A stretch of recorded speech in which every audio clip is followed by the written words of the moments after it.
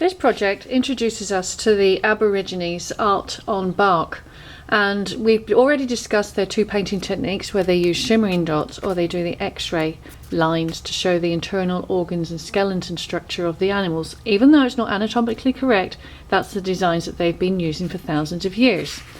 Now I'm going to show you the different stages that we get to this period here. Now you're going to get initially a piece of red construction paper. What you need to do is put your hand on the edge and with the other hand just carefully pull and strip the sharp edges off so it looks rugged, so that it looks like it's a piece of bark. What we're trying to do is take away that pre-mass production look and make it look like it's something that we found from our environment and that it's organic. Now I've got that shape there.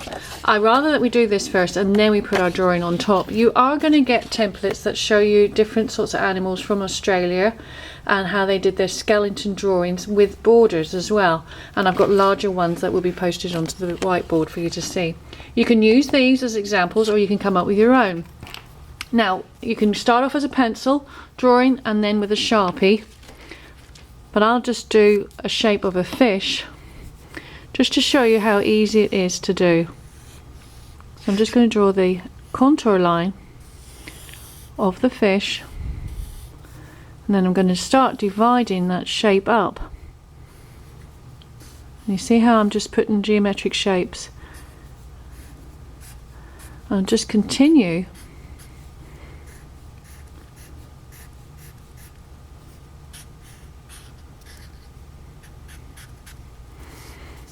do something like that there.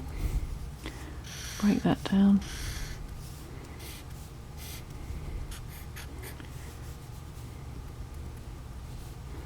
And you see how I'm just breaking it with lines so it looks like it's a skeleton structure. Just going to break that up there. Bring this down.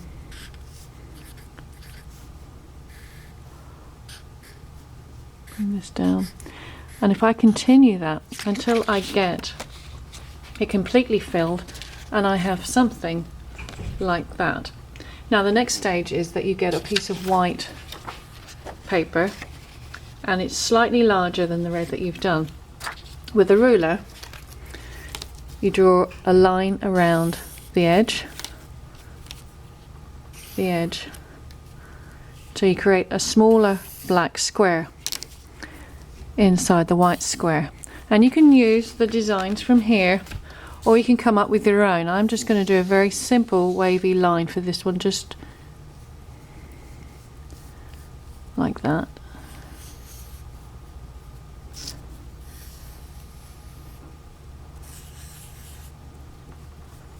And then with a glue stick on the back of your red construction paper with your drawing on it, just put a line of glue around the edge and you can do a crisscross in the center just to hold it, turn it over, and then you're going to place it over that white, and it's going to cover part of your frame drawing and it's going to show some, expose some.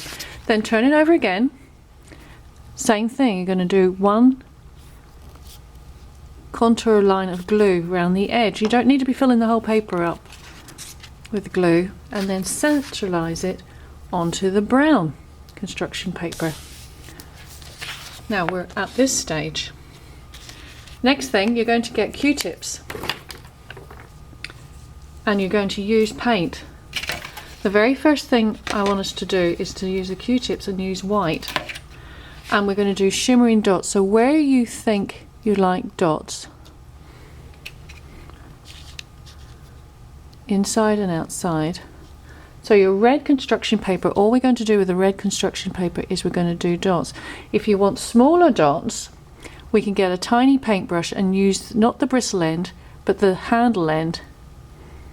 So you're going to do shimmering dots all around the drawing of your Australian animal.